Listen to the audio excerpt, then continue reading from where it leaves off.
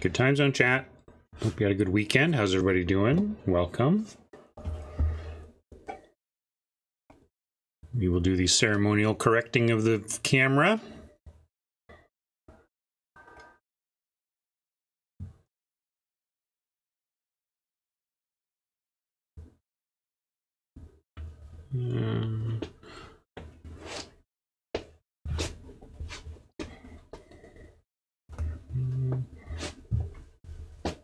I want to stand first and then...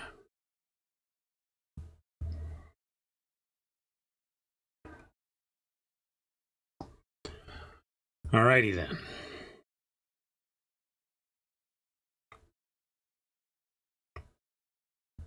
How's everybody doing? What's up, Pablo? Welcome. Hello, Hat. Good time zone, Tron. Sub. Good time zone, Radianware. You might call me that.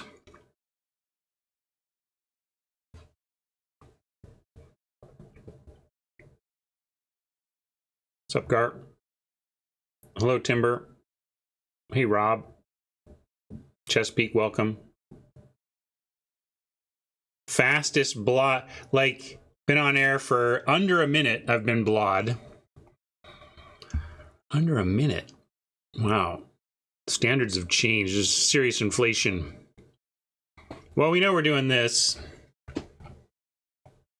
It's not going to take us too long to get going today. I have nothing to pontificate about. And certainly you're going to draft Dominaria. Had solid, after a kind of a weak Dominaria run where we had a weird deck and ran into a bunch of weird decks. I had a more traditional Sultai good stuff deck that... Did I trophy? Either 6 wins or 7. It got up there into yes, we did it range. Yeah, you don't have to be a hero. It's not. You're not alone. Dominaria has its issues. I think. I think it has a. I mean, I have a soft spot for it, partly because I was on the design team for a bit, but it did enough things right about draft, and especially delivered the feeling of turn over turn doing powerful things, that I think the set was a success on that axis and really showed what limited ought to be in terms of constantly having things to do with your mana and feeling like... And especially, I think another innovation of Dominaria was the feeling of rare level power at uncommon among the legendary cycles at uncommon. Not all of them. They're uncommon plus rare minus when you really drill down into their efficiency and power level, but they feel rare. And I think that was a big part of the nostalgia and a big part of why people liked the format instinctively. I've said this before, but when you juice up a set's power level, especially at uncommon, if you create a lot of uncommons that feel like they perform at a rare or mythic power level, legitimately, not just hyperbolically as we do every set, but like legitimately, then more people leave the draft feeling like they have a good deck. And it doesn't...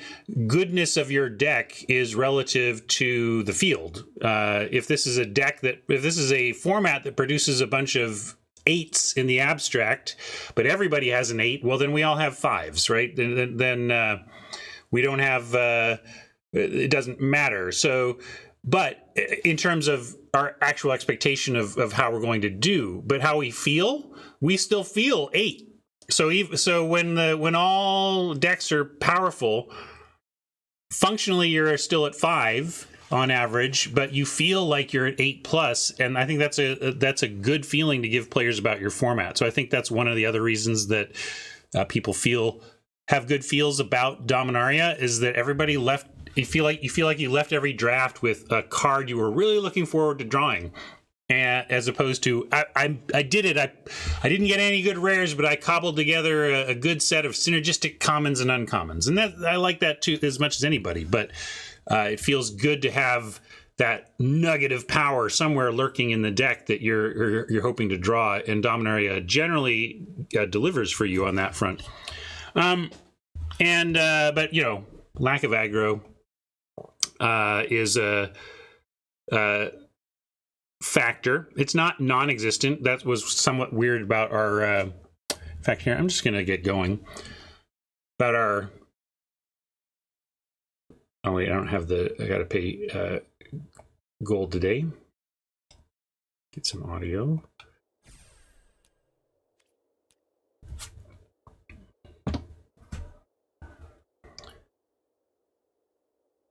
So yeah, there is some aggro can show up, and when you get a good one, it can be very powerful. You just don't want really to be fighting for it.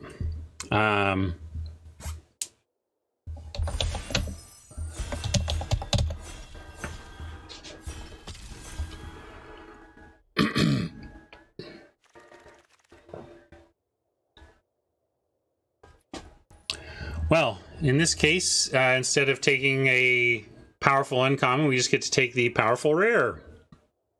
Love it. It's in a color I want to be in. Cloud Reader Sphinx is the only other blue card in the pack.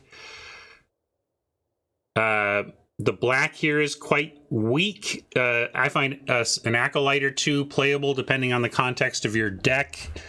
But I'm excited to see that black is weak in this pack, because we're going to take the good blue card, and then we may be able to lean into black a little bit and know the lane is... and also green. You know, I really want to be Sultai, and these 4 Sultai cards are nothing special. So hopefully... Pegasus Courser, which is good, and Sarah Angel, which is good, will put some people into white downstream, and we can try to find our way into Sultai, ideally. And yeah, I'm going to take the Eviscerate on that front. Other considerations, well, there's not much other to consider. Triumph of Gerard is a bit of a trap. This is somewhat of a they've played Triumph of Gerard, it's time to win or quit type card. I just feel like you get to plan for this, and you like, when I can't blow this out, I feel like, oh, how did they get value out of this? Remember, these things don't flip into creatures at the end. It's like you got to get that full value out of the card on those chapters, and it just doesn't really happen. Arvad is certainly playable. It doesn't need too much legendary support before it's pretty darn good. Black-white is a reasonable color pair, but I'm going to start... Eviscerate's just obvious here. I do love me a spider, though. Grow from the Ashes, Saproling Migration here in the pack. Whisper is legit, but a bit build around. I don't think you just throw this into a deck and are super happy with it. All you can, you want some expendables, ideally Saprolings. This is almost a black-green card in that way.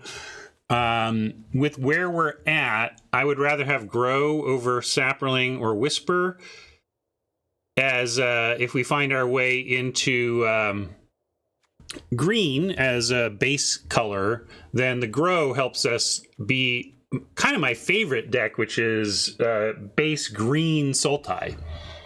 Base green Grow Sultai is kind of, I love it. It kind of tends to have some Saproling sub themes, but just blue card draw and resiliency.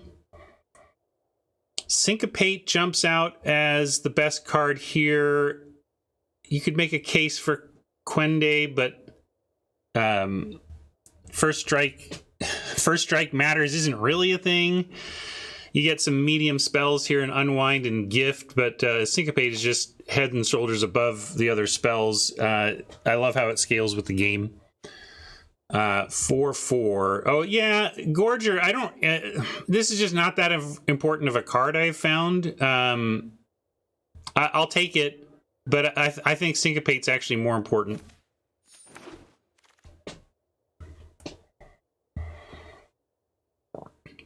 Soul Salvage, a fine pickup here.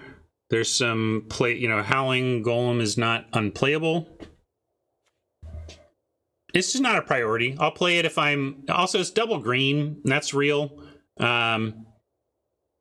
If we're not green, that's fine. If we're just black-blue value control, that's one of the places I love to be. And I just don't find that to be an important spot to have that creature. But I'll play it. That's just not a priority. Befuddle plays. Evangel is a necessary evil at 2 sometimes.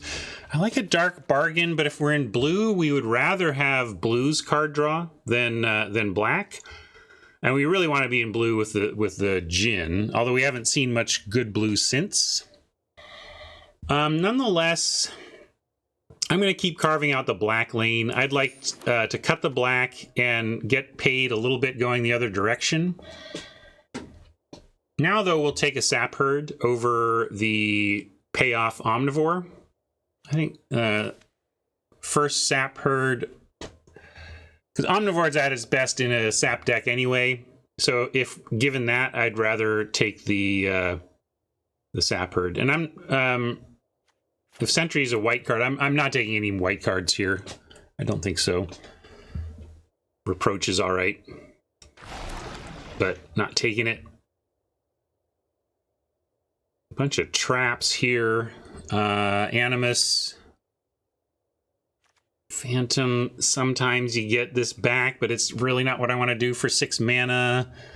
Llanowar Envoy is probably slightly better than the Animus if we're in black and are trying to get our interaction through bounce, especially or removal and potentially bounce in blue.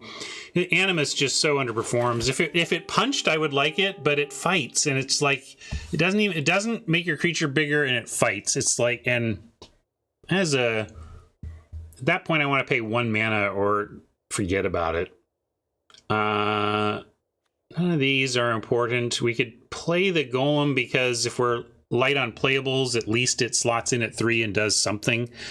So I'm going to take it, but hopefully our deck comes together better and we don't end up playing it. So here's where I don't mind taking a Gorger, but also like here's where I actually just want Mammoth Spider more. The Sultai plan in this format for me is to survive until I recur value in the late game, and Mammoth Spider helps me survive until I can recur value in the late game better than the Gorger. Confessor. If there were more of an aggro black approach, I think this card might have found a home, but black is so controlling in this format, it didn't really. But I'm cutting the color, so I'm just going to take black out of the packs. Gift of Growth and Unwind are begrudgingly playable if you need them. I'm going to go for a gift here. I want to play this Djinn, but with the way things are breaking, I'll take the Sap's lane if it's going to be there. Although it's not like we wield a bunch of that stuff. So I don't know how open green is. This is a very medium start unless we can find a way to get into the Zahid lane. Skin Witch, I love in a black deck. This, a 4/4 flying for 7. Ooh, that is tough to swallow. It's good enough if you can have the red. Right now we're not doing the red thing though, and there is this cast down, which is just like if these decks fall apart, like the way I'm headed falls apart when you're not doing anything at 2. Syncopate counts as something at 2, but you know, you got to be doing stuff at 2 to be able to make it to your late game. And cast down, you don't really want to use it on something there on a 2 or a 3 drop, but you know, if they're showing hyper aggro and you just need to survive, you're happy to have that that in your hand as opposed to a 7-drop flyer. Arcane Flight could end up on a Snapper, although if we're in blue, we already have a 6-drop late game winner. This is an unfortunate pack, really. Pack 2, pick 2. I really would hope for something better in Sultai to pull from here, but this is kind of garbagey. It may be Yargle. Yeah, one of these big things. I think I agree that if we're taking a big thing, let's take the one that has a chance to come back. We play Zahid and bring back the Phantom. I don't know if we have any rummaging or looting right now, and I'm forgetting off the top of my head what kind of looting is in the set, but if you can bin this and then cast Historic, that's pretty cool.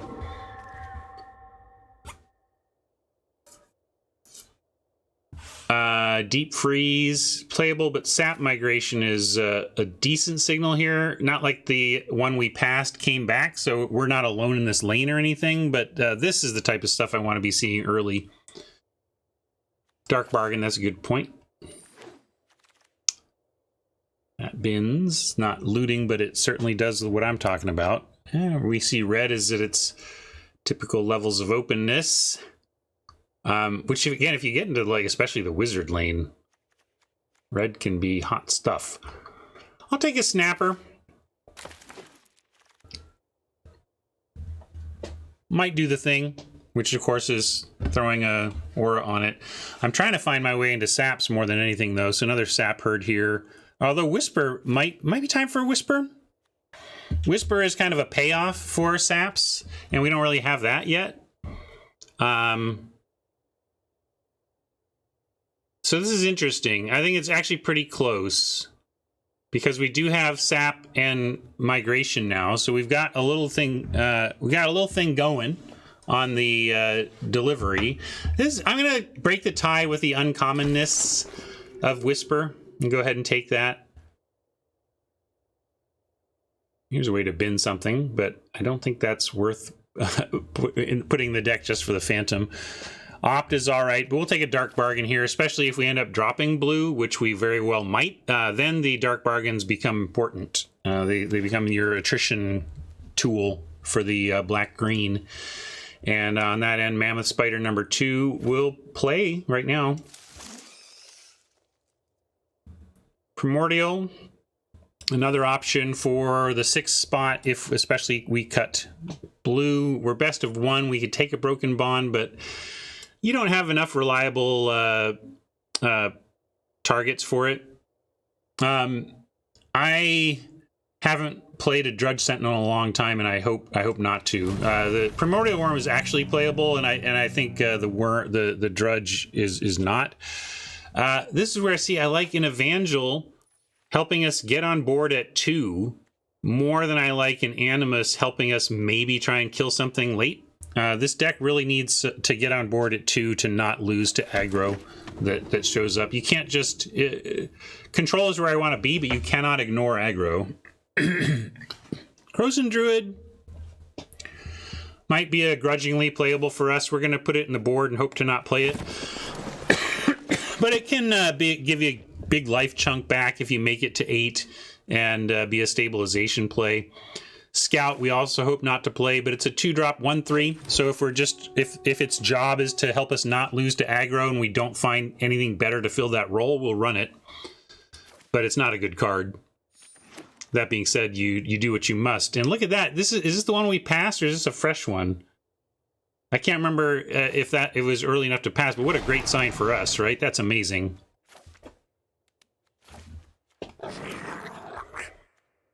All right, Ariel could be worth speccing on here, depending what else is being offered up. Some decent stuff in the Sultai lane down here. Are we blue? Unwind is not a reason to be blue. Snapper is not a reason to be blue. Syncopate is good in blue, but not a reason. Our only reason to be blue right now is double blue. So yeah, I think I actually do. So if we cut the blue and say the blue's not worth it, well then we're looking at a Soul Salvage, we already have 1 of, Dark Bargain, which we have 2 of, or a Llanowar Elves, which is okay, but it is, as much as this is like a priority in Vintage Cube, because you're rampant, because taking a 5-drop in Vintage Cube and playing it on 4 is going to be a massive difference. In Limited, it's just not...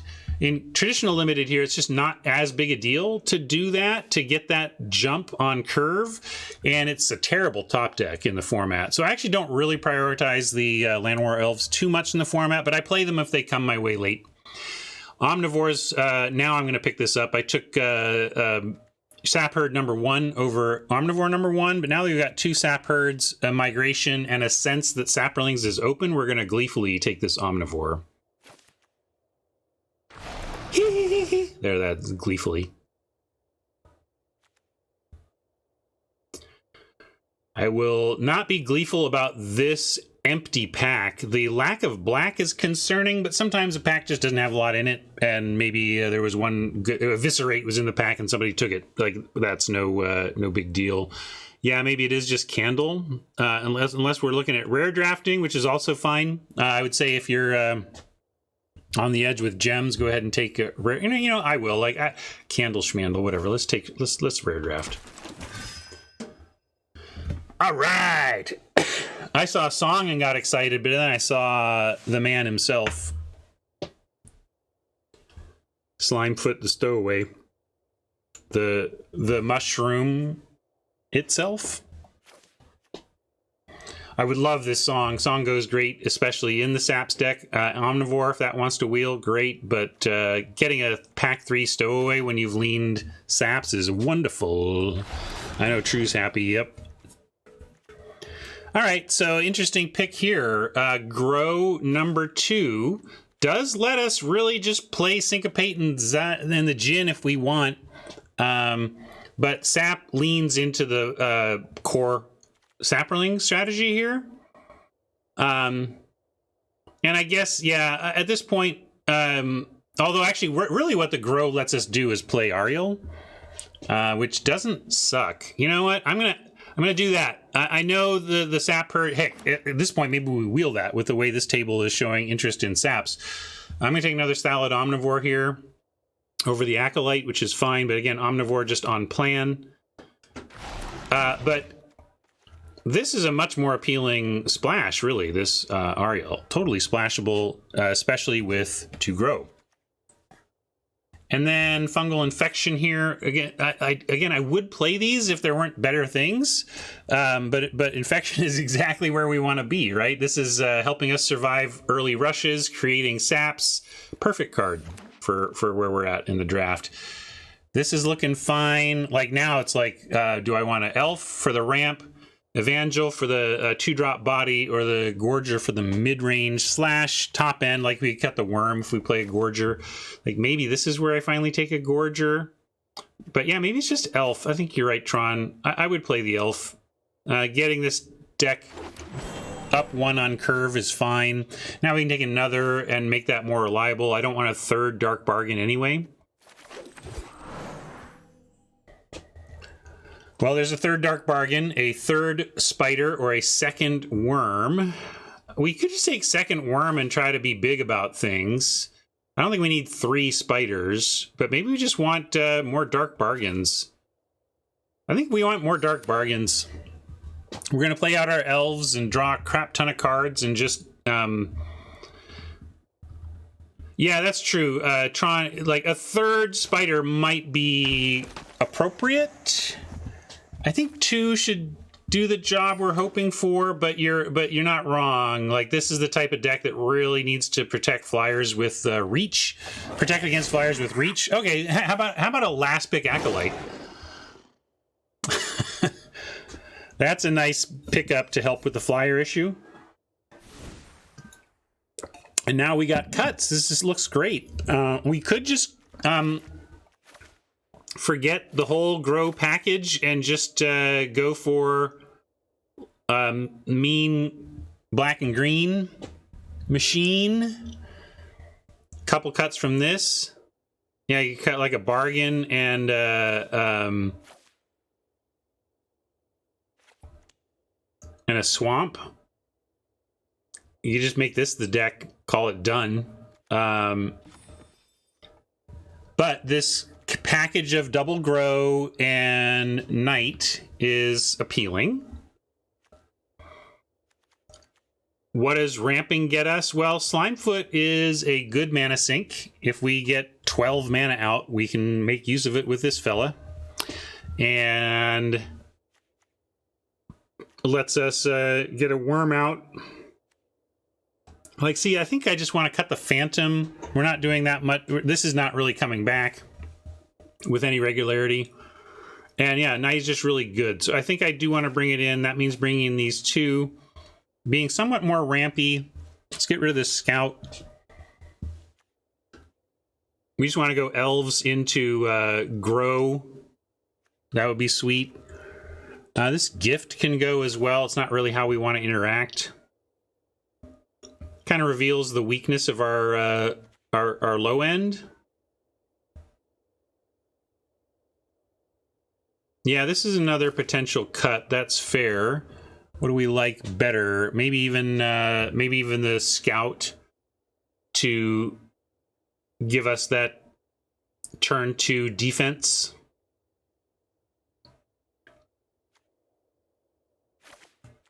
It's really not good, but it might help us ramp. You just never have the land. Like, this is just a glorified 1/3 for 2, but it might just be the thing this deck needs more than anything else we've got here. You could do something like a Confessor, since you could technically play it on 2, but it doesn't block well. And we're trying to play 2s that block well. And at least it does that job, right? This does mean needing to bring in, like, in fact, maybe I'm supposed to just cut one more thing and add a plains. Let's do this.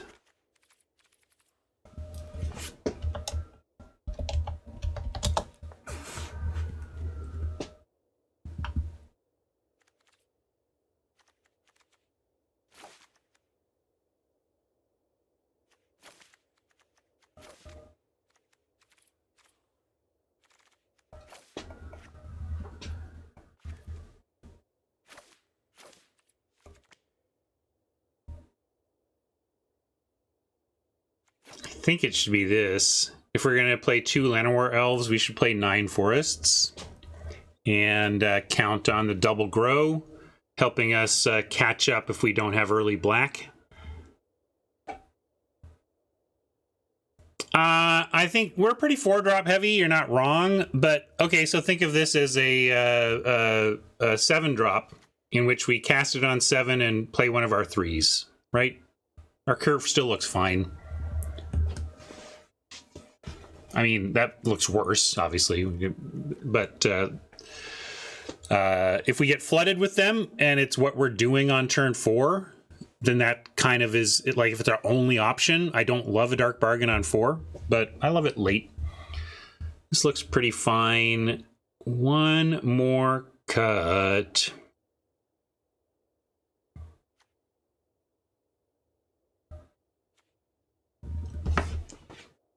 The thing I want to cut is the dumb Llanowar Scout. You know what? I'm going to do that. The card is bad. I'm going to try and survive on getting to sap herds and making some chumps, kicking, growing and ramping. Yeah, that's why we don't want another... Yeah, another one of those. I mean, you can make a case for even cutting one because Soul Salvage is doing that job too, but I hate the scout anyway. So I'm going to do this and call it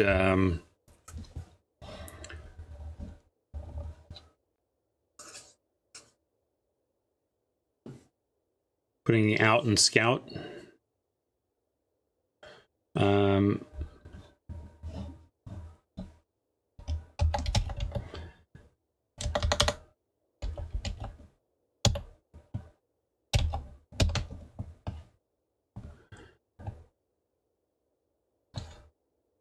Sure, we'll just why not?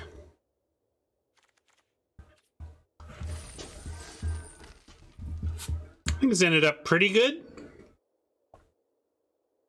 Let's see how it plays.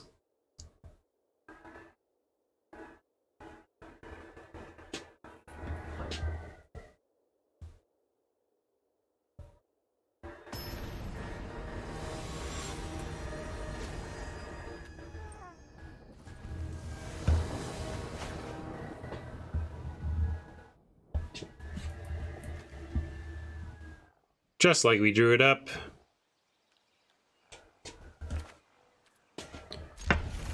Throw that Slimefoot out there and... oh, never mind. How about Bolt the Bird?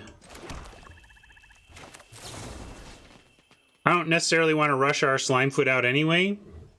Well, we could also just let him have one turn with it, play ours, and next turn have... Well, we only have one black. So it actually makes sense to... well, now I've played the swamp too, so I guess that's what I'm doing. When I'm sitting here. Well, maybe I'll play the elves. And... No, you won't, Ryan. No, you will not. You've kind of made your choice, sir.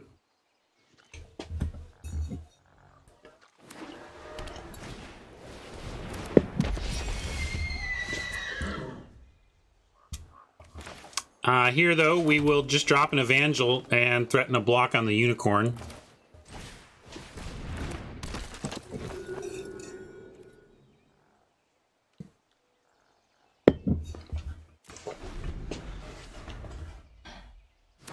Takesies backsies? Can I play this land instead? I changed my mind.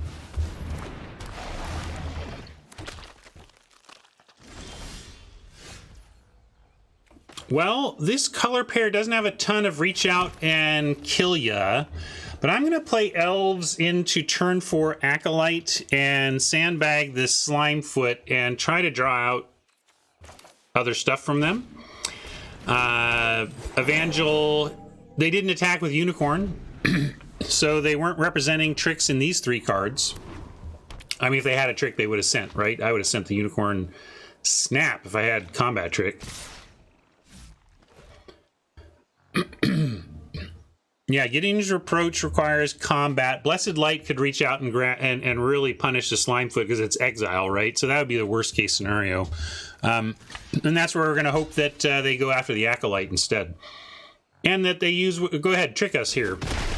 Oh yeah, you want to make that trade? Of course, we love that.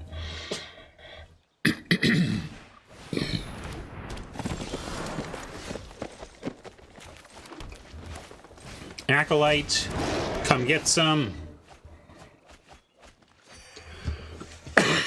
Quite a trio to be milled here, but oh well. We didn't have mana yet for the night anyway, so fine to stay there and wait for our graveyard recursion, right? All right, go ahead and use your removal on the Acolyte. Here we go. Yeah, we'll salvage that back when we've got the mana for it. Well, this is a race I'm interested in with Slimefoot in the wings, so no blocks. Ah, Mammoth Spider. Well, that's going to eat a cast down. And if I Slimefoot this turn, 1, 2, 3, 4, 5, 6. We can't Slimefoot and sap, but we can go 6th land, effectively 7th with the Llanowar Elves, cast down the spider, get in, and next turn have Slimefoot create a sap as our plan for next turn. So I'm going to do that. Get rid of this spider. Yeah, it hurts a little bit, but yeah, we had a plan for next turn. Thankfully, there's no black for the Slimefoot activation, or the single black would be a real problem. As it is, we got a good plan.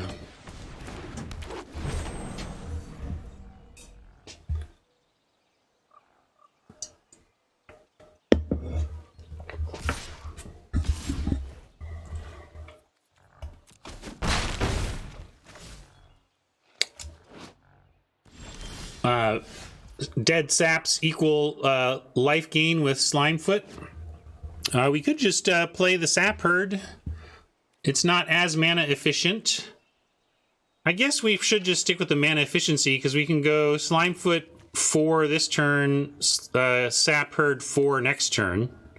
Yeah, it's drain, not just life gain, but mainly just happy that like it helps with the race. So is the main thing.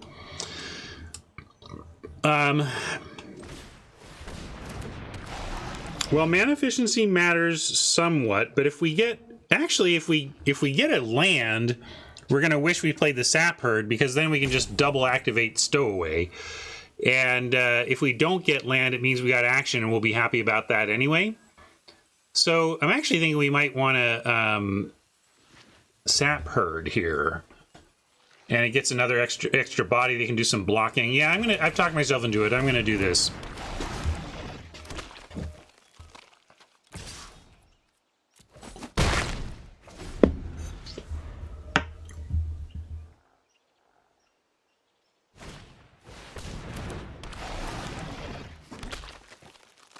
I mean, look how important the flyer is proving to be, and their reach spider proved to be, and how important it was that we killed it, right? It often comes to that in this format. And there's our land for a double saps.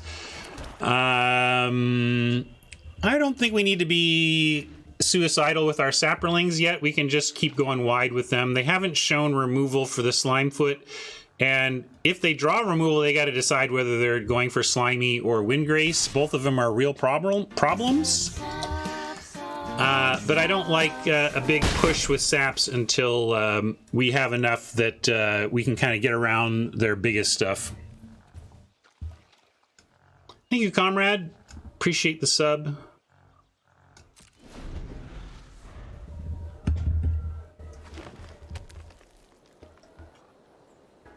And now they got to decide, oh, man. It's a funny mirror here. If they want to send their, stuff in, of course, and they don't. This is where, boy, in a sapperling mirror, the Slimefoot controller is in the catbird seat for sure. But I'm going to stick with the same plan here. Can sandbag the land. Is there any point for that?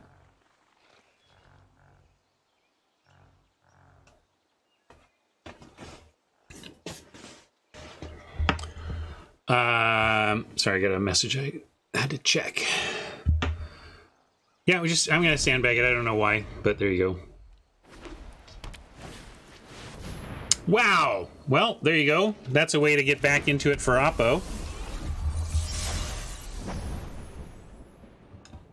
I spoke to it a bit on Friday, D. I'll TLDR it and just say I love a connection. That they're bringing back a connection to what I understand as a Magic Boomer, hooking me up with something called the Pro Tour again. Even if there's been competitive Magic for me to watch in some form or another, I already get it better than I did before.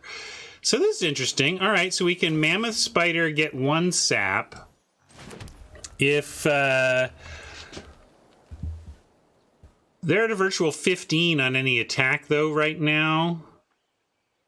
Well, we're going to play the spider, and we have no outs? No, we got outs. Don't we? We have removal. We got, Eviscerate's already been used. That's what you're suggesting. I forgot that part.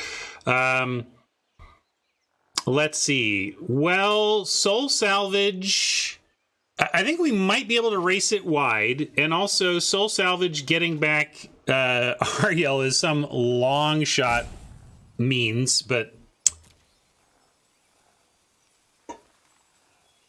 yeah, second spider for triple block is fair, but it may just be about whether or not we can get wide enough on saps, but it may be even like, are they going to attack here? Do they come at us for the 5-point life swing, but the tapped Lyra? If Lyra is tapped,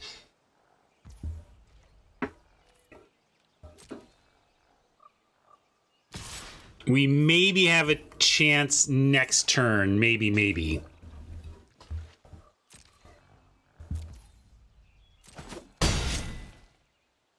But I don't think we can take another hit from Lyra. That's why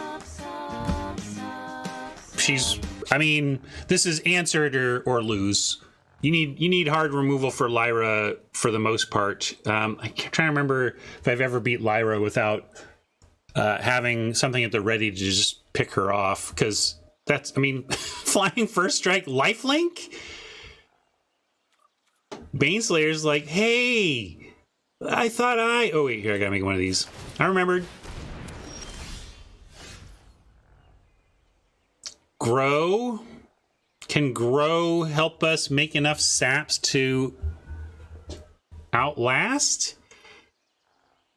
Well, we gotta send everything but the elves and the Slimefoot. I'm gonna send the sap herd as well. It's gonna get eaten by the druid.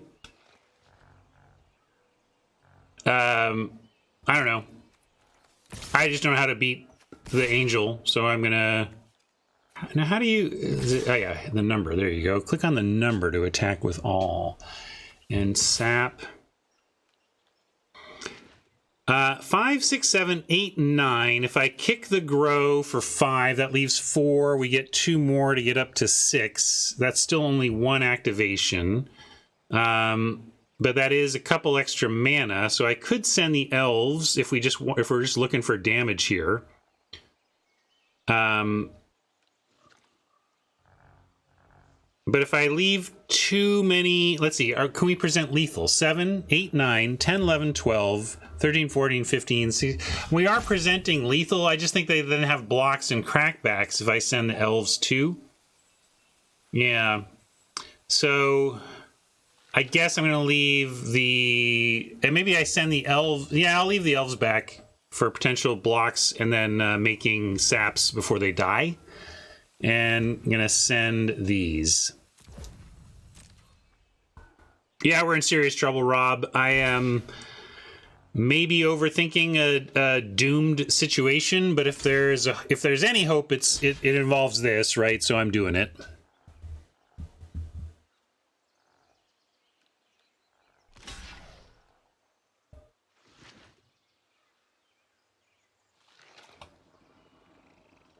I don't know. I've got 2 blockers on the ground. I could also 5, 6, I can get 4 total blockers on the ground. 1, 2, and then if I don't grow, get 4 total blockers. But again, I don't know. I felt I was just trying to do something with a doomed situation.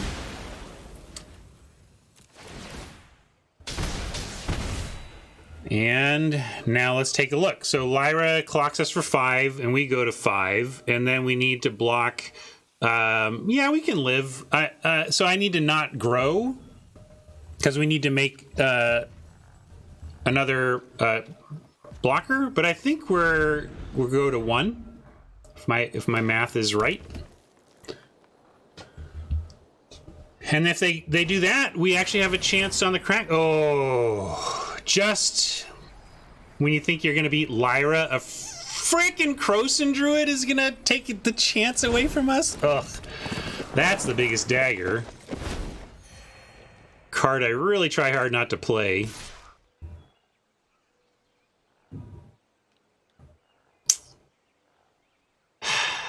Too bad we didn't have more removal, but I think without the ability to top deck Lyra kill now, we're dead. But darn it, we can't, you know, if that Druid were just a land, they top decked a freaking Druid, and boy, it's at least interesting if they're at 10 life here.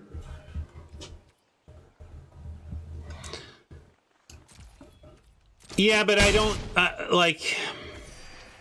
so I can chump it for 2 turns. I just don't see how we win from there. I don't know. I don't see any outs. Yeah, that's the real problem. I can chump, but then I don't know what the plan is after that. I should have made tokens there and everything, but this just feels over. Yeah, there's no outs. The spider, like a spider right there would have been the chance, right? So that was really our draw. We had a spider for triple block as our only out, and we missed it, so I'm going to move on. If we had removal, we could still stick with it, but there was no removal to draw.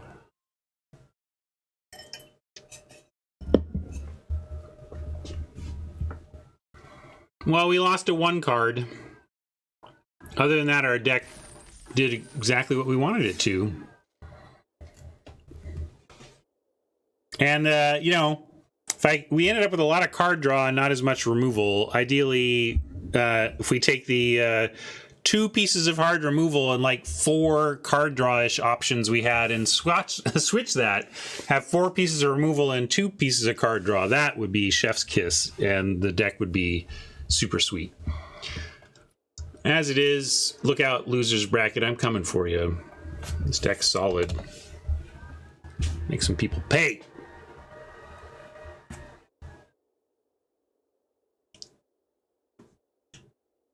Yeah, that's true. Maybe I should have held on for the block sack omnivore plan. Would that have gotten there? Because we could sack the other ones. I think that's another one where if we had drawn it right there, I think we would have seen it and then and done it. But I think even one more attack was a little too late because they were going to get the full on extra 5 life. But good call. Omnivore is our sack outlet for that plan. We just needed it right then. All right, another turn 1 elf opportunity. This time we get to take it.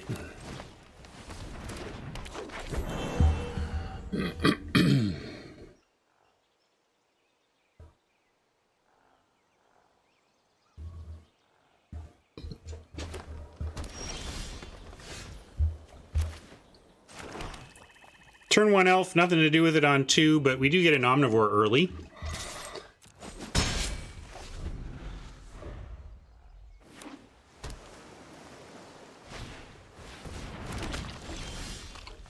Ah, Slimefoot. You are frustratingly late, sir. But we'll have some Thallid and then wait for the main course.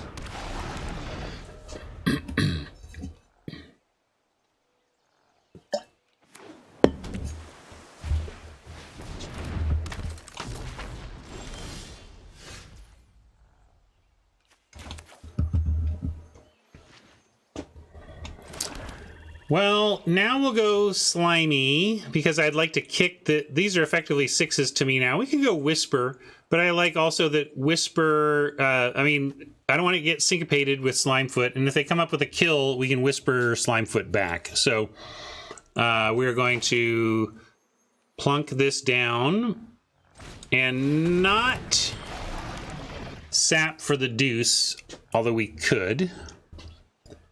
I don't know how long I'll...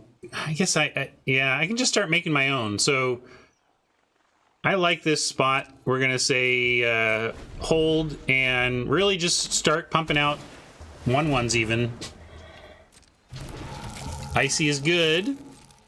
It's going to really contain the Omnivore plan. Omnivore can get to this spot where it's like it becomes an abyss. Like they do the math and it's like, oh, I can't let it through or I die. So Icy is great to have against that type of card. But spitting out a bunch of go wide tokens is great for us to have against this card. So we've got some play as well. We did find our 6th land. If I went for the Primordial Worm, it sure would give him something to do with Icy. I think just getting wide here, going ahead and sapping for 6 makes sense to me. Get a big burst of saps since we found the mana. And then, yeah, I guess I could have swung first, but I didn't want to sack anything. I didn't want to give him the... Yeah, I guess maybe I could have sacked the elf and been okay with that. But if I send in the Omnivore and they do triple block, I need to commit to sacking the elves, and I guess I just didn't want to do that. Not when we've got a mana sink like Slimefoot and Oppo in not great reach out and kill your colors. There is the Animus, which of course I was so critical of, it'll probably be used against me to great effect now. Speaking of uncommon rare power level cards that leave you leaving a draft feeling like you've got power.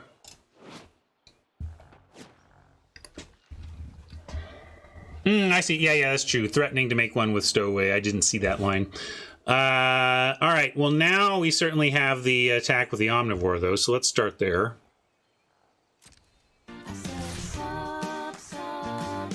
Wham Samuel, thanks for the sub. I think we just go for some damage here. I mean, I've got 6 mana to spend. 4 of it can go Whisper or Slimefoot activation or Bargain. But 2 of it could just go to some serious damage. So I'm going to smoke them while I got them.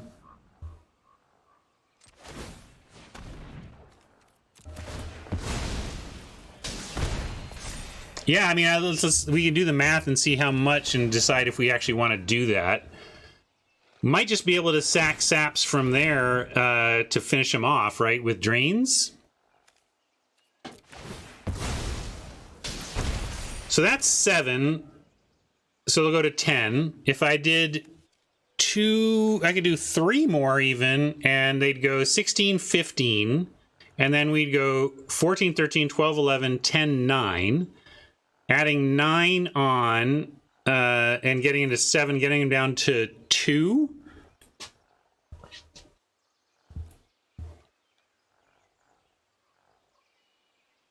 Getting them to 2 is pretty appealing. We still have Omnivore, Stowaway, and Saps, and we can just make a couple more Saps over a couple of turns and ping. Tachiova is going to get them some action back. But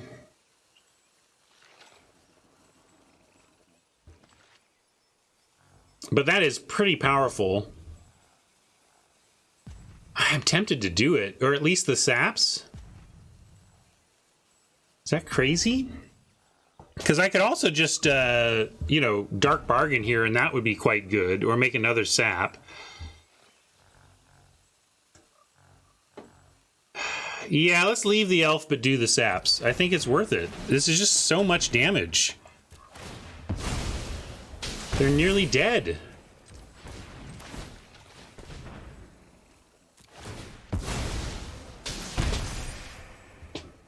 Okay, 4. I miscounted. Oh, no, because I was going to do this to get them to 2. Right, so I did count right. Yay. I did the math right, but we're going to leave it at this.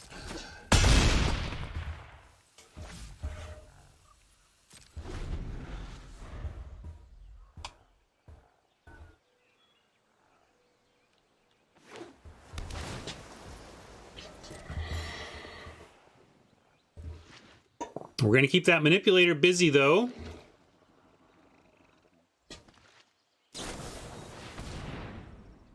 I told you, did I not call it? Holy hell, did I not call it? This card is not good, but it's going to be good against us right here. I'm going to sack. I don't know how. Oh yeah, maybe I was supposed to just go sack, and yeah, I just missed lethal, didn't I? Whoops. All that effort to do math and just stone missed lethal, and now I'm going to get punished for it. Yeah. I think you're right. Gonna forgive myself and at least get this in the yard.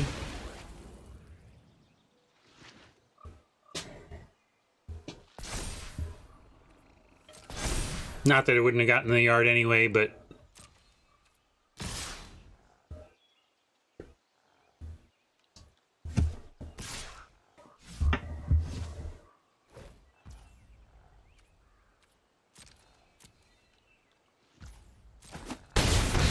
We'll drop Whisper, and we can get our saps going back again that way. Lot we can do here. That works too. Maybe with 1, 2, 3, 4, 5, 6. Actually, I'm going to dark bargain looking for land, and then I can sap. So I'm going to do that. Like land and removal would be great.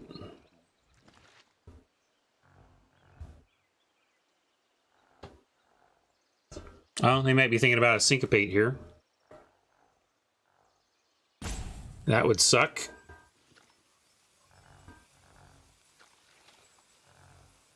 But they'd also have to tap out for the manipulator, so we'd get an omnivore attack in. Well, just what I was thinking. 2 swamps. Well, at least I got the land for the sap. And I'm gonna... Well, I guess I'd be happy if they tapped the elf when we got to attack with the omnivore, so I'm going to go ahead and move into combat.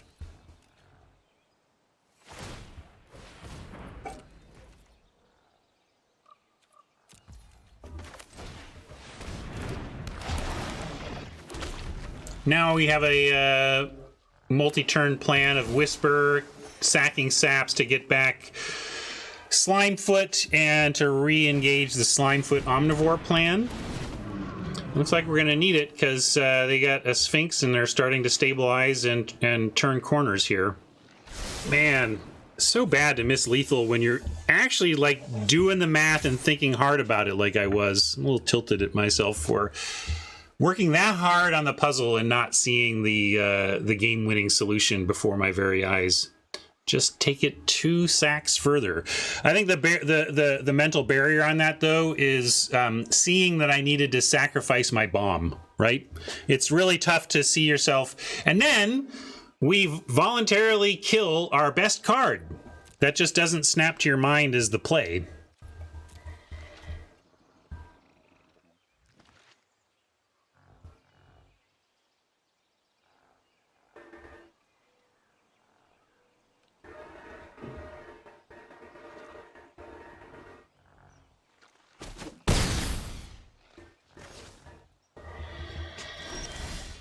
Hey, we were just talking about some removal.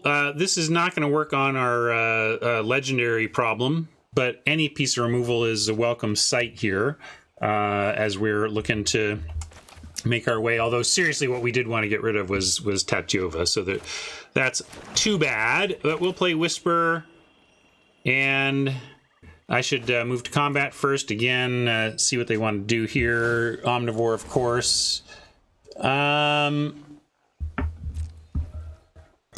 Worm and Cast Down does put 2 nice threats out. The question is, do we want the Worm to pressure the Manipulator and create an Omnivore versus Worm problem for Oppo? They do have a couple of chumps to survive that problem. If we do Whisper now, then next turn we can get Slimefoot underway again. Of course, if we do that, we're basically saying we're never casting the Worm because we're trying to re-engage that whole mana sink. So I'm going to go with your line, Tron, because I feel like it's we do Worm into the mana sink loop, and that makes some sense. And we do have a cast down for the flyer. No attacks, though, here. And yeah, we'll do this and hold up the cast down. Maybe I'm supposed to just do this while shields are down. The flyer is pretty annoying, but we're at 20. And maybe I don't care if they syncopate it because then I really want to land the Whisper anyway. I think I'm going to let them have their mana and hold it. Yeah, maybe I was supposed to. But you see what I'm thinking about. Like, I might just not even worry about the Sphinx. I just feel like they're quite capable of playing something else that we really want to cast down instead. Ouch. Grow from the Ashes kicked with Tatyova out is among my favorite plays in this format. So salute to you, Oppo.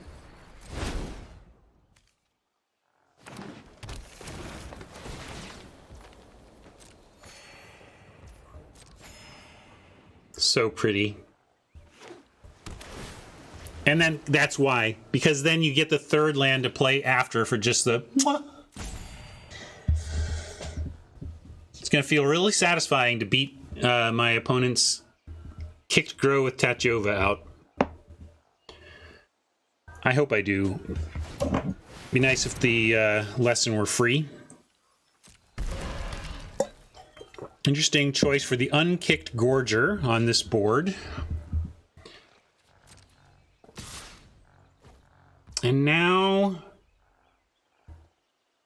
gotta ask myself, what am I looking to do here? I think we probably want to wreck a double block. I think they try to double block something with the Gorger, and I will. I'm going to save the cast down for that. Hold on, D. I see your question. This is a complicated situation, but the answer is not all week. No, I think I'm going to do a birthday stream, though, but I'm not going to stream tomorrow. I'll stream Thursday.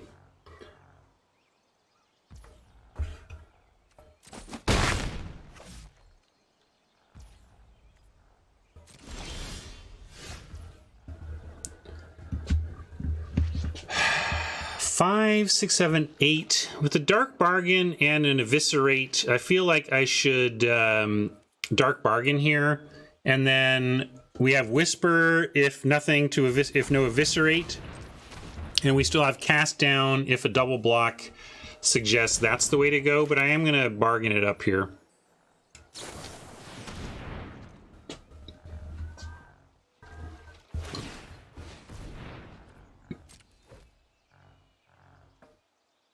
All right, sap and fungal over elves.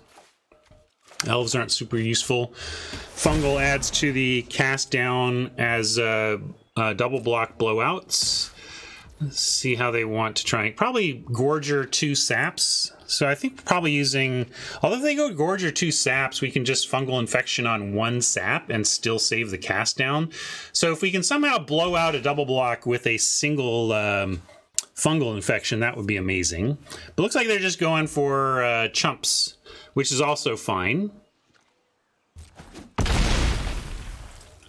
Do we want to go keep cast down fungal infection up on this board? I think not. I think we go whisper now. We're going to engage the whisper plan. We got 15 life. We can take some damage. We can chump if we feel necessary. That's necessary, but I want whisper down to threaten a lot of threaten the interaction here, especially with Slimefoot. These stupid Croson druids.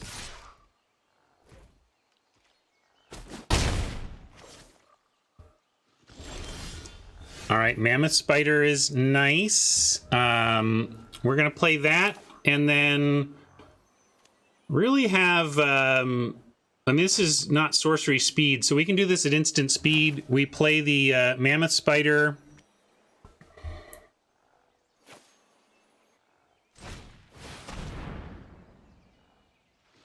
And then set up for Whisper shenanigans with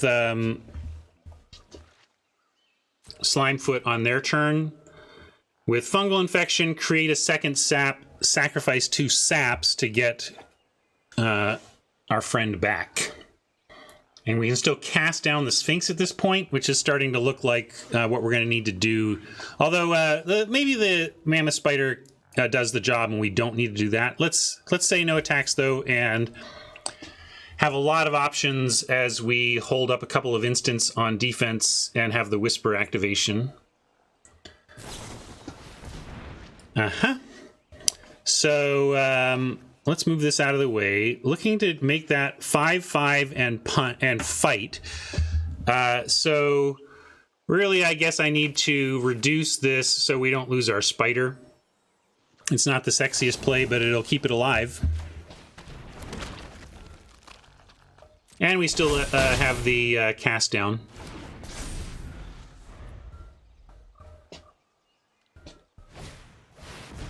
Oof.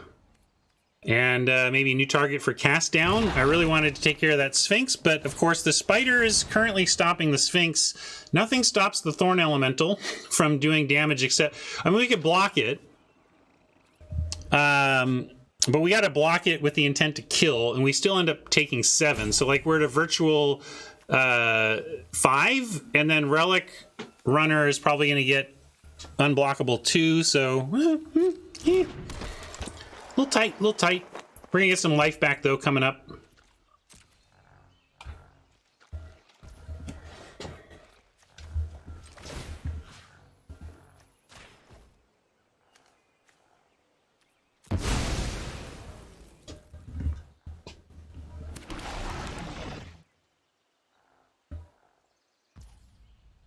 And here's our opportunity to cast down to maximize mana efficiency. And yeah, while we do have conceptually blocks on the Thorn Elemental,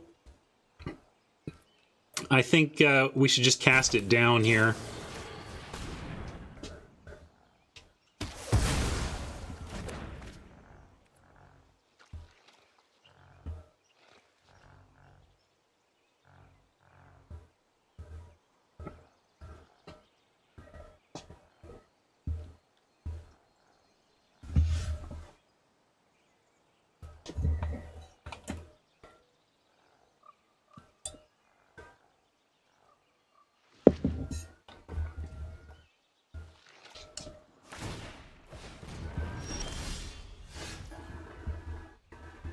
That was a weird...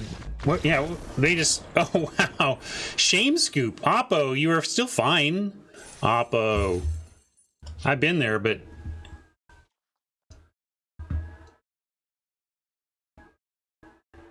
I was thinking about that, Mike. The baseline heuristic, of course, is to sacrifice your renewable resource in the saps. But yeah, if we wanted something else to get back next, that would have been correct. You're right.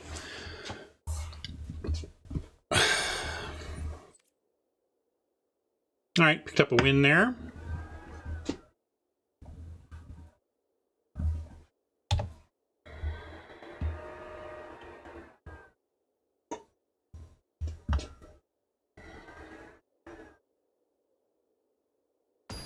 Oh, thank goodness.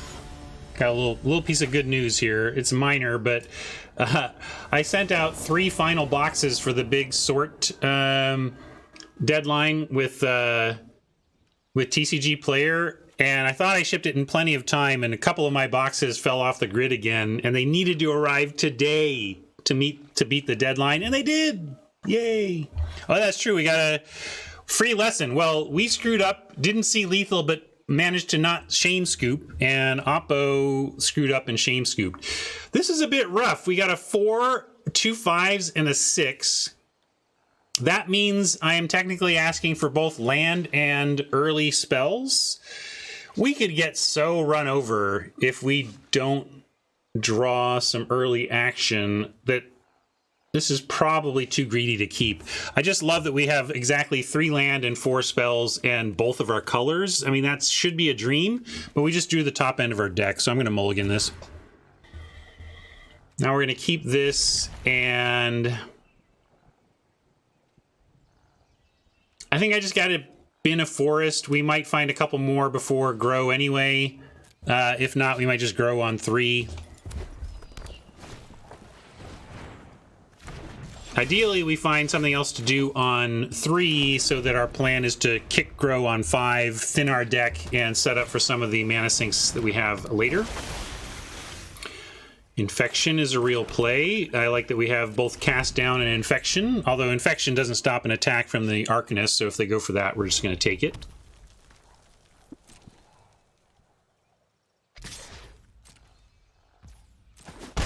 Play some with 1 toughness and just let me pick it off. No? All right.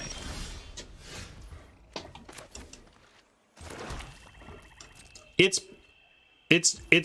there enough that I couldn't keep that hand, but I feel you. Looks like we would have been okay if we'd kept that opener here. No real pressure yet. Hopefully they come up with something we want to infect or cast down before we untap, so we don't leave 3 mana fallow, but also I'm in no great hurry to use my removal. I guess almost best for us is that Oppo gives us nothing we care enough about to want to cast down. That would be ideal, really. Does that qualify?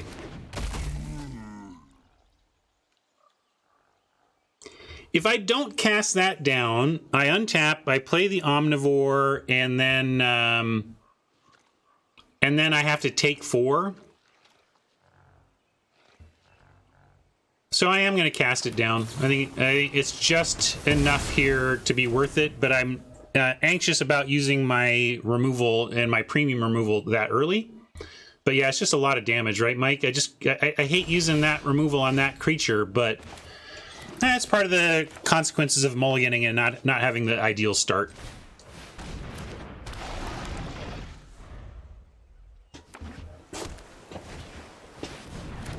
But there you go. I could kind of like to cast that down instead, but it is what it is. At least I'm not taking 4 this turn. Hey, Slimy. Sight for Sore Eyes. We're going to kick, grow, and have the infection available.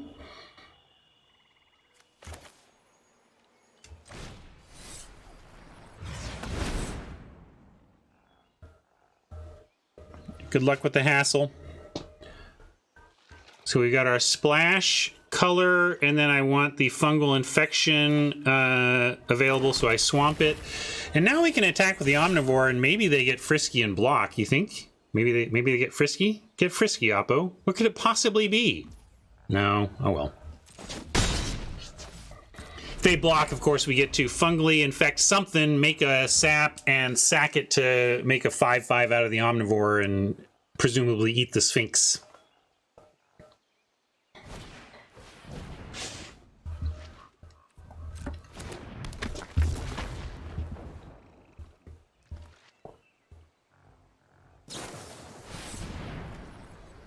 Shivan Fire. Well, let's go ahead and save it. It's not what we were thinking we would use the infection for, but I like saving the Omnivore here with Slimefoot behind.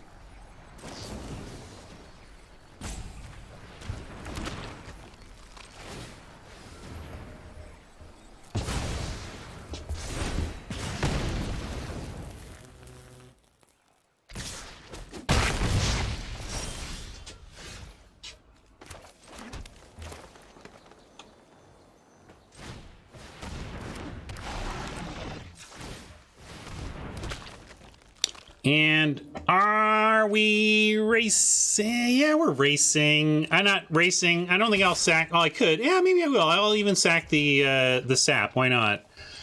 Gains us some life. Drains. Races.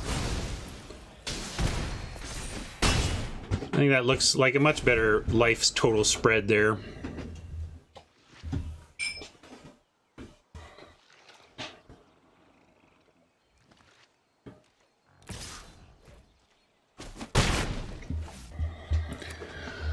Omnivore becomes must answer. Land is drop is good. We get double stowaway, single Omnivore.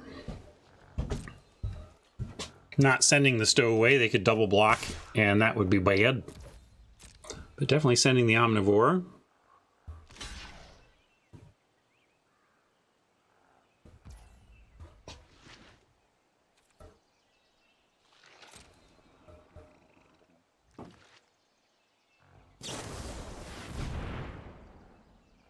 Befuddle for -4.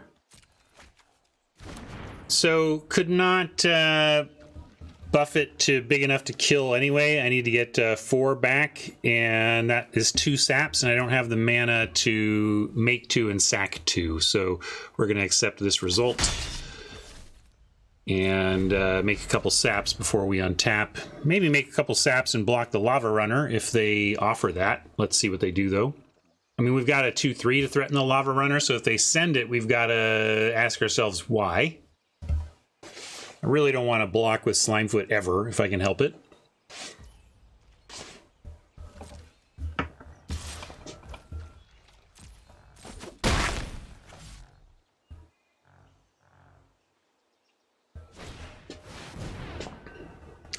Sucks.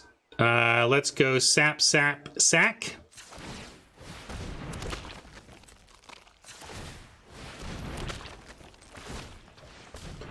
We've got Soul Salvage, so we can get our own Slimefoot back as long as we get it in our yard. But that's unfortunate, obviously. Still, Omnivore is still a real threat here, and I'm going to keep offering it. It does the life gain side. They can take 7. They can just take the 3. If they... All right, this is just a chump now.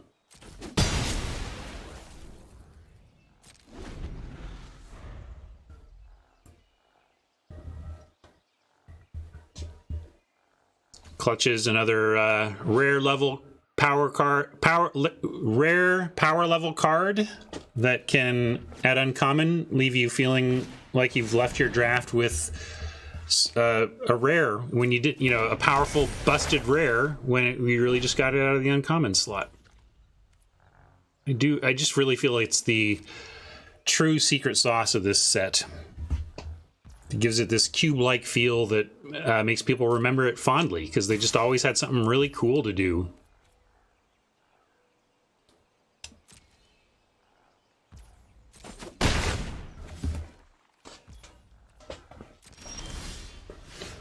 Windgrace is going to just eat a Shivan Fire. Kind of what we don't want to see here is milling out our Soul Salvage away. We'd love to get this Slimefoot back. But we have Whisper to get it back, even if we... if we milled both Whisper and Soul Salvage, that would stink. But I think we gotta go for it, and I'm gonna send in everything. And go ahead and sack whichever they block to the Omnivore for damage. We're trying to get him dead before we... succumb to Value Town. Yep.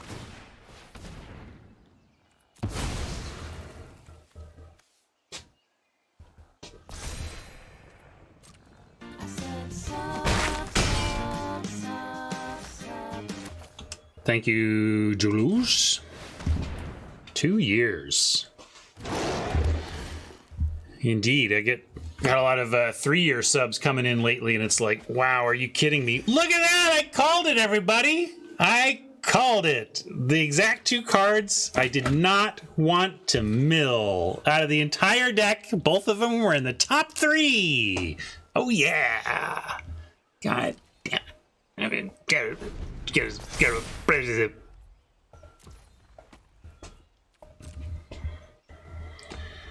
Well, can we get there anyway? We'll find out. That was a body blow, though.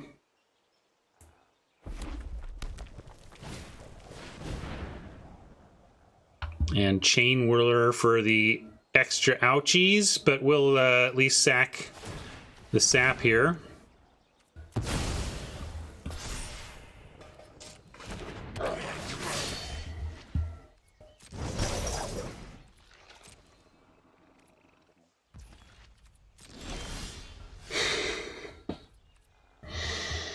Lovely. What does a 5/5 get us on gang blocks? Really a 1-for-1 or really a 2-for-1, us for them? Trouble is they're going into double shot Thursday here with Conjecture, and we ripped a land, so we're just going to lose. That's what's going to happen here. It kind of sucks. But that's what's going to happen. This is just too much value incoming right here.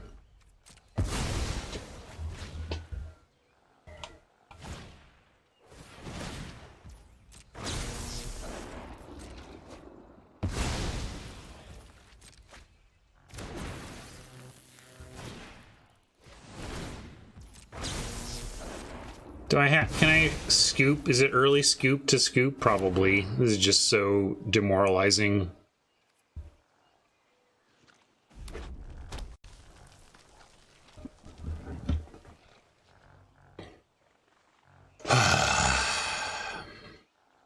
Like, I don't know what the plan is anymore. Ariel.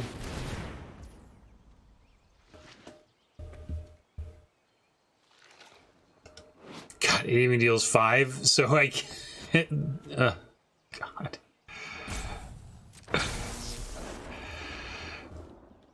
All right, now at least I can quit now.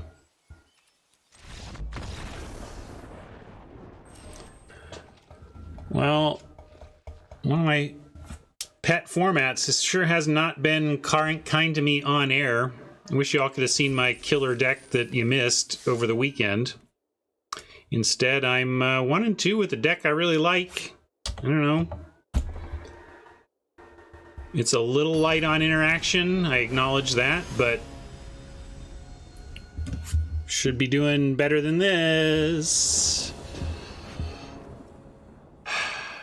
All right. I have mulliganed several times too. That's not been helping. But really just a little bit outclassed and a little bit unlucky, you know? And hey, also let's look at my own mistakes. I mean, I ended up winning that game, but I also tried desperately to give away a win. So it's not like I'm not some ways my own worst enemy here. Nothing to do but attack. There's nothing really to punish for a single green anyway.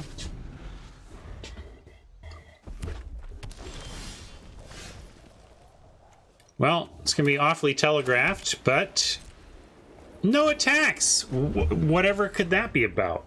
I don't know. Oh, I forgot. Oops. Oops.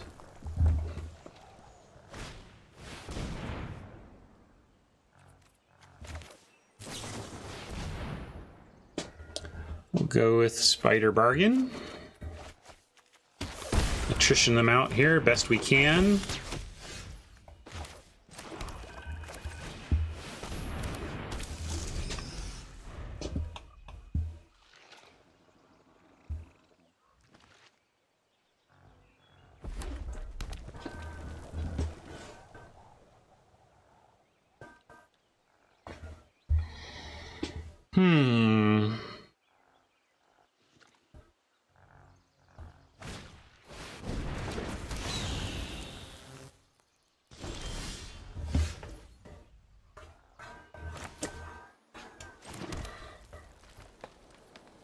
Let's see. If we send in the Mammoth Spider, they can double block, and it would be a 1-for-1, like, Fire Fletcher for Spider. But then we drop another Spider. We have Recursion in the deck. We've got an Attrition plan with another Dark Bargain.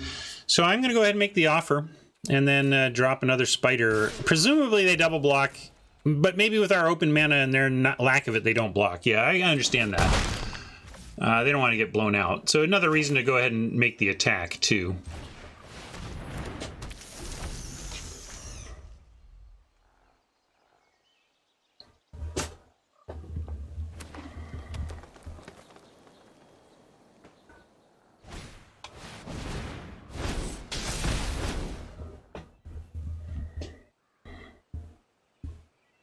And that also explains it. They did not want to trade their Fire Fletcher that was about to get actual counters.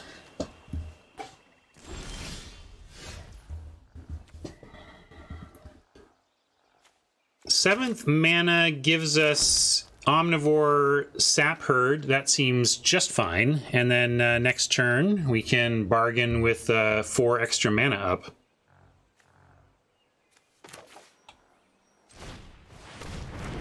I think I should have led with Omnivore. They do have Syncopate mana up. There was no pause, so I don't think that's what it is, but I want to resolve the Omnivore more than the Sap Herd, so I should have led with that.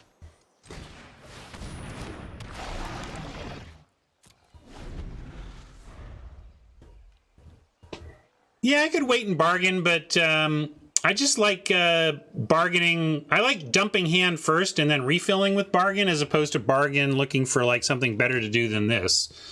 I mean, we get Omnivore going. We got a sap for it.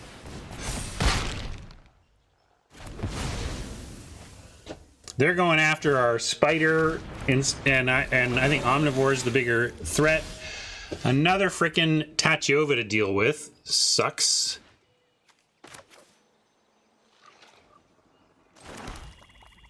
Yeah, that's true. I tapped out and let them go kill it for 3 damage. But, you know, they had let this stuff live, so maybe is that if they did have exactly 3 damage, that would have been unfortunate. But it worked out. Worked out. And now I got the 8. We got the Infection. Well, let's see what they want to do with this incoming Omnivore.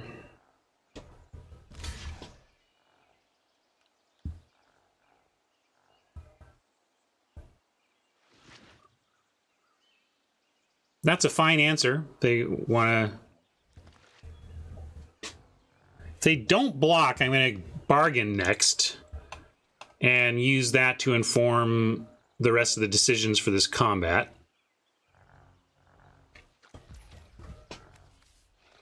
Let's see. I suppose it's possible we draw our splash card. So I'm going to do it like this. Where do we have it? Do we have any double black?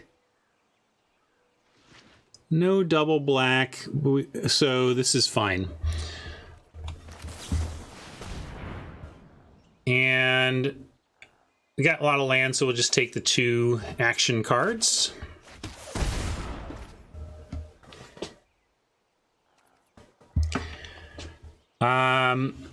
Nothing to kill outright with fungal infection, so just gonna accept the 3 here.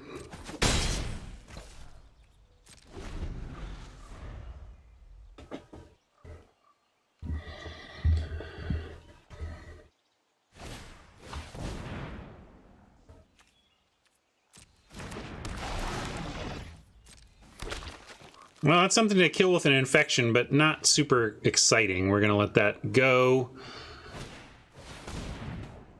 Ugh. Well, Windgrace Acolyte. What we're going to try and do is use the fungal infection to win combat in the air against the Phoenix with our Windgrace Acolyte and just get there in the air. That's plan A now. Because Omnivore's not getting through the ground clog they've just created. I could fungally infect that and double block with Spider and a Sap and kill it. Is that better than trying to get the Acolyte value? Might be. This thing is a hefty threat that if we got rid of suddenly with a worm coming, it's like we're biggest, right? Yeah, let's do it first and see, make sure that happens the way we want.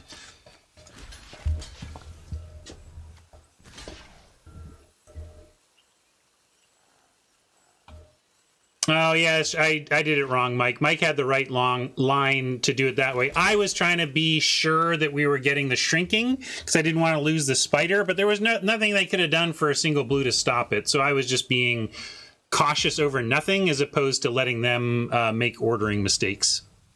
Yeah, it's all right. So you get a sap. I've had worse penalties in my life.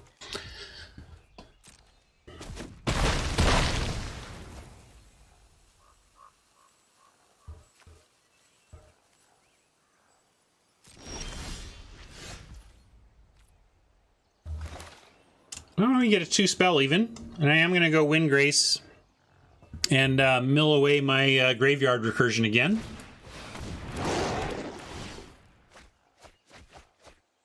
No, I got instead something even better to get when we do find our graveyard recursion, although much rather would have happy to have just drawn that instead, but so be it. Again, tapping out for easy omnivore kills, but they have to draw it, or they would have done it already. And I guess I could have attacked and seen how they wanted to block. I would have been a little tighter, but I just didn't see great attacks here. Oh, so they really wanted us to go ahead and make that trade. They have the backup plan. Hey, not a bad draw for us at all. I'm going to go ahead and actually go ahead and send the Wind Grace now. I kind of want it dead, although... and I'm going to send the Omnivore as well.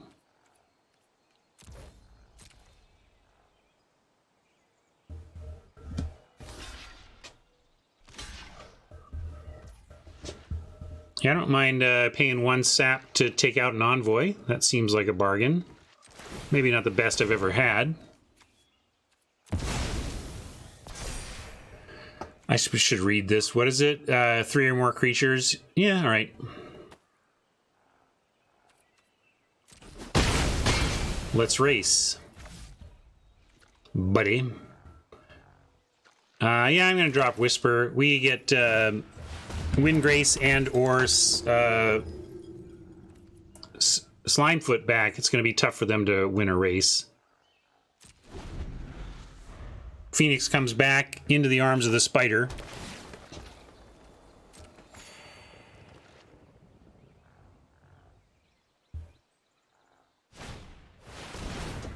Wa-na-na-na, wa-na-na, wa-na-na-na,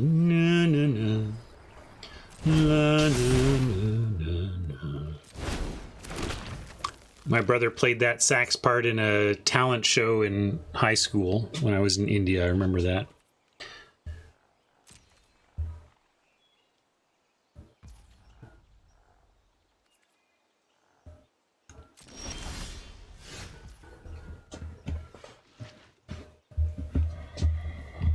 So,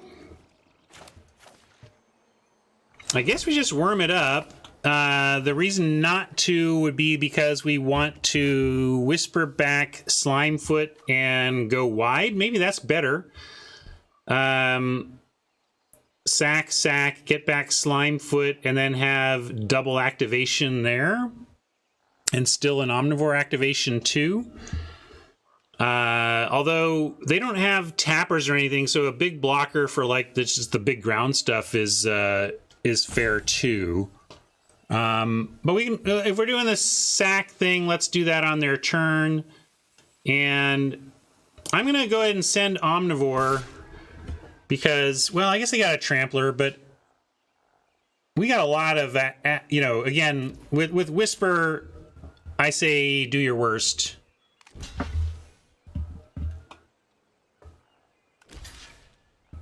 How much you want to put on? Just that? Doesn't seem like much. Surely you want to put on 1 sap and at least make me double activate, right? Yeah, I like that, Oppo. Good one.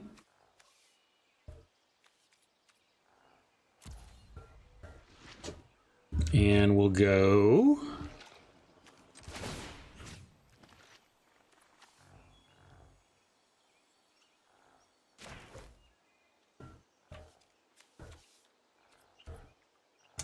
like this. I don't think we have enough mana to make 2 and sack 2 to the Omnivore, so we got to make 1 and sack another Sap Herd.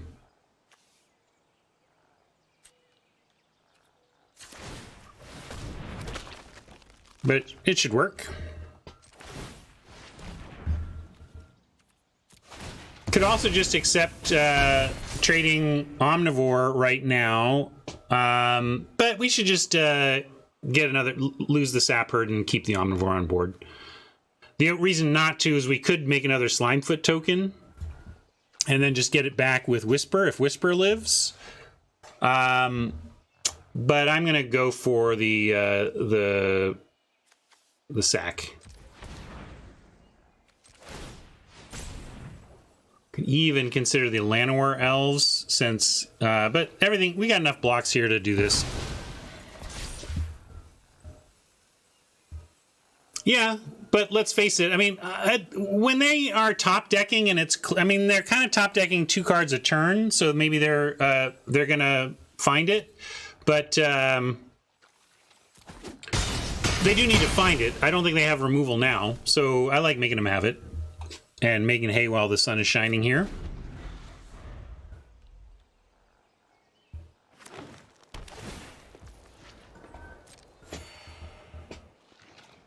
But also, if they draw 2 a turn, it means one of their draws was land, so there's that as well. Woof! Sudden power on board, but we still have good blocks, so what are they going to do about it? Maybe send Halaria, but even that's not going to do it.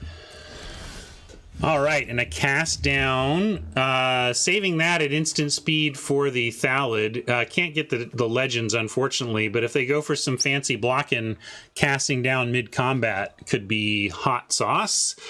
And to that end, I'm going to send...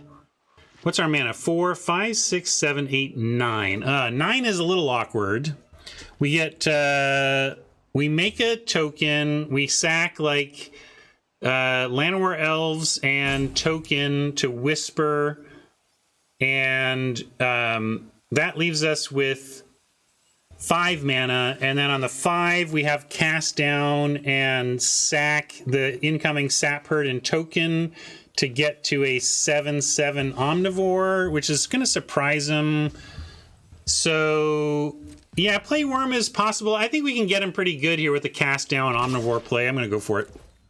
Just had to work out the exact sequencing plan.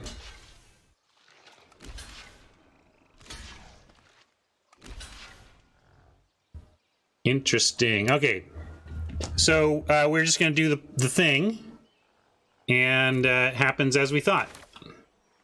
Start here. Make here.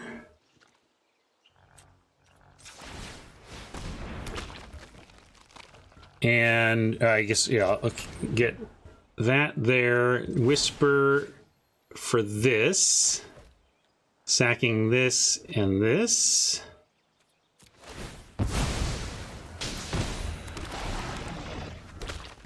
And then...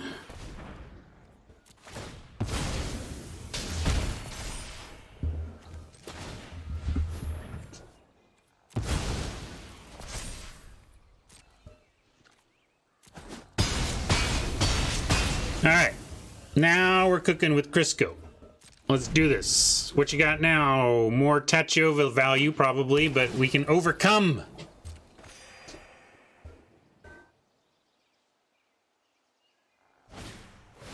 Chronicler, no!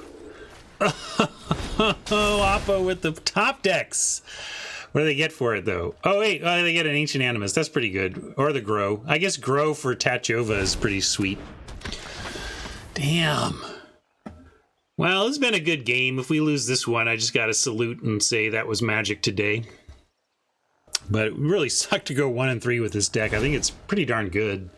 Little light on interaction, but other than that, exactly what I want kind of out of the format.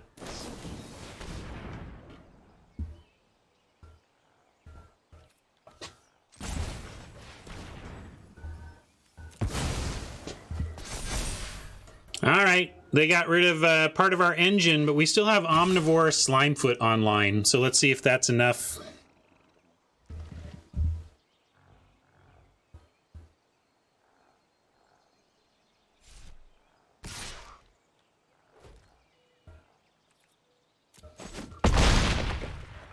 And let's see how we play it. All right, Grow. If we kick a Grow, we have 8. 7, 6, 5, 4, 3. Then we get back to 4, 5, and we can make 1 and sack 1, or we can worm it up now, just get a big body on board to threaten the Halar, and then Grow next time and set up the big Slimefoot sequencing.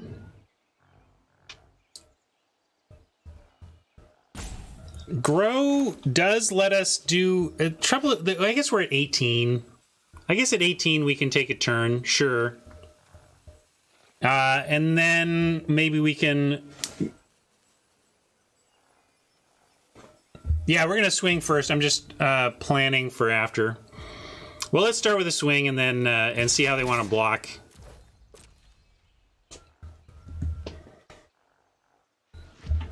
Four, 5, 6, 7, 8. If we draw a line, we get 9. Well... Huh.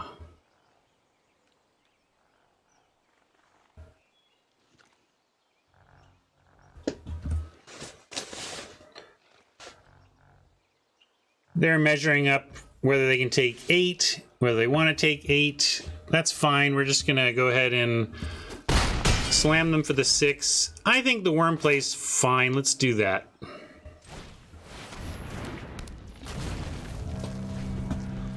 Really adds another layer of problem to the table for Oppo.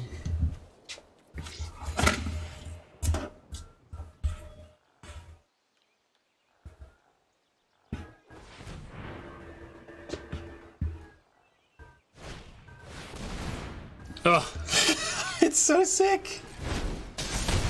The value Oppo's gotten from Tachova has been insane, and if we can win this game, it's only because we outvalued them on our combo side. But look at this, 12 cards left to our... Well, I guess we only got 13. I wonder... Oh, I've self-milled a couple times, though, right? Or at least once. Sick, Oppo. At least they deck first.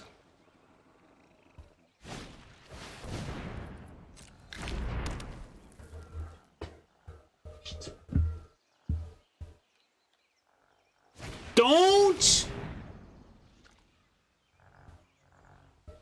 Well, we've still got our ace in the hole lurking in the deck somewhere, right? So we'll find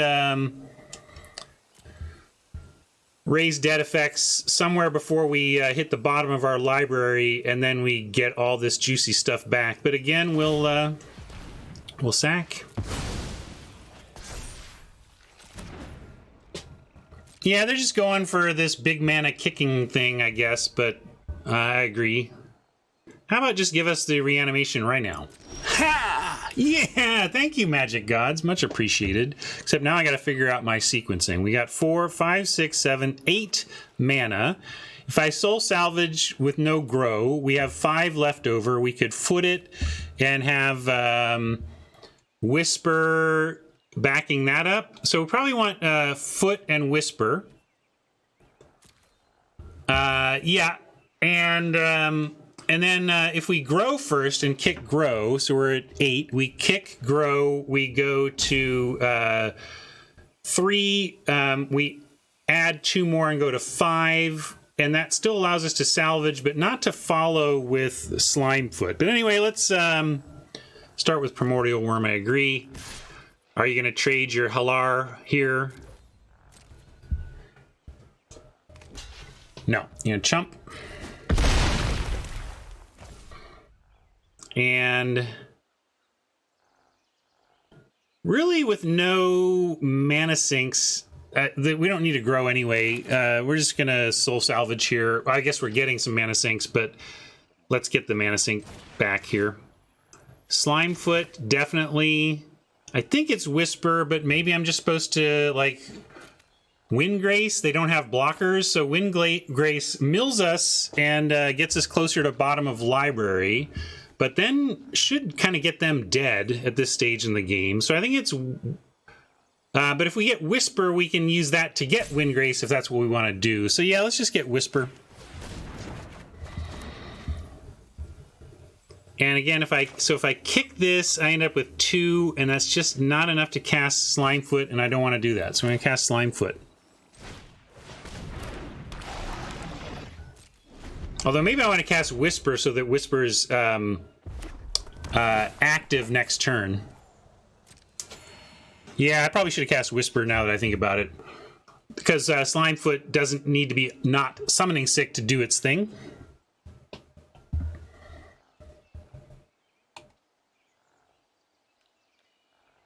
But it does say, hey, if you've got the Slimefoot removal, I immediately have the way to get it back. Whereas if they have removal for Whisper, then I'm gearing up with Slimefoot a little more slowly. But yeah, even that, I think I still probably want it the other way. Should have Whispered first.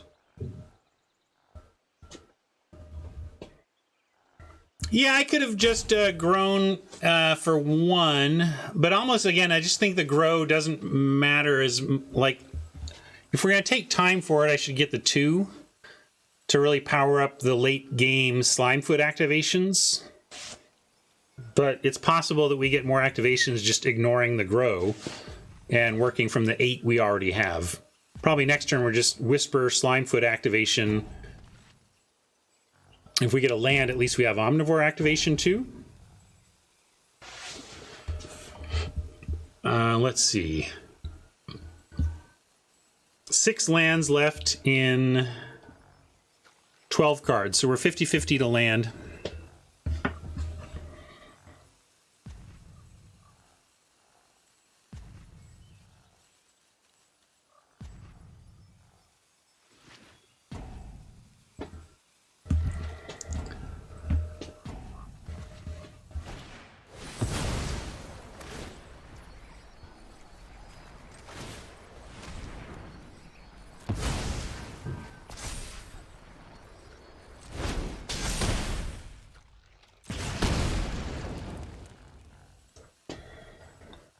Pretty real. Oh, and an Icy? What a freaking turn from Oppo. Are you kidding me with that turn? What just happened? We were fine, and then Oppo's like, oh, wait, here, let me just completely and utterly wreck you. You're going to lose now. They should tap the Omnivore. What are you doing? Oh, man, giving me outs? All right, I'll take it. Thank you. Well, I guess it's not an out. I can't make it big enough to trade, right? Brutal. Brutal! Well, some days this is how your Magic event ends. I don't know. I love this deck, gang. I love this deck. And, yeah, right. I don't know. It's weird. They totally had lethal. They had trample over, no, I guess we had 5 toughness either way, right? Maybe it didn't matter. Oh, yeah, they just swing both. Yeah, never. I see it. Yeah, right. Yeah, oh, well. You'd think that the Magic Gods would punish such missing of lethal, but it doesn't look like they will. And looks like I get to move on with my day, at least. Get some other stuff done. Oppos have had good decks. I mean, let's face it, we lost to Tatiova here. I mean, did they do 2 kicked grows with Tatiova or just 1? I can't remember. It was really tough to overcome this bomb, and we failed.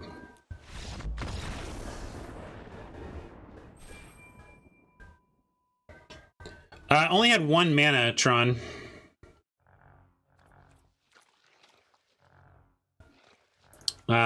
This at the time I did not have 2.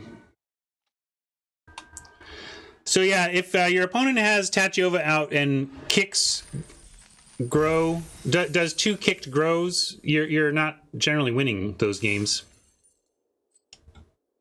I only saw 1, certainly in my range to miscount my mana, Tron, but I did think about it and looked and only saw 1 at the time. Yeah. All right. Not the way I wanted to get forced back into productivity today, but there you go. I guess it's time to be done with streaming. Thanks for hanging out.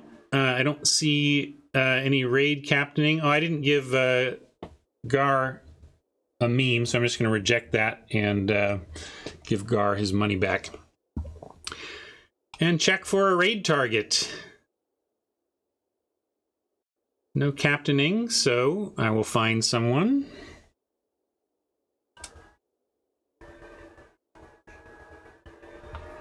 Oh, Reed, okay, you got it.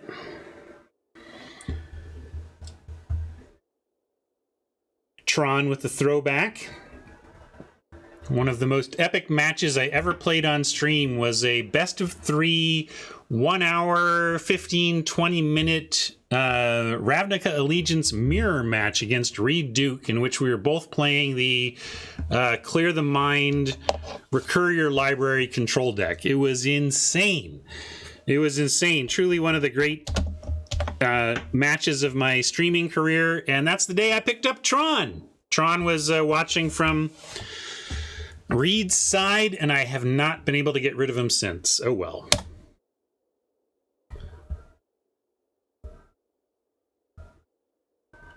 Well, speaking of Tachiova, I'm sending you to Reed, who's got 2 Tachiovas in hand, so go have some fun with that.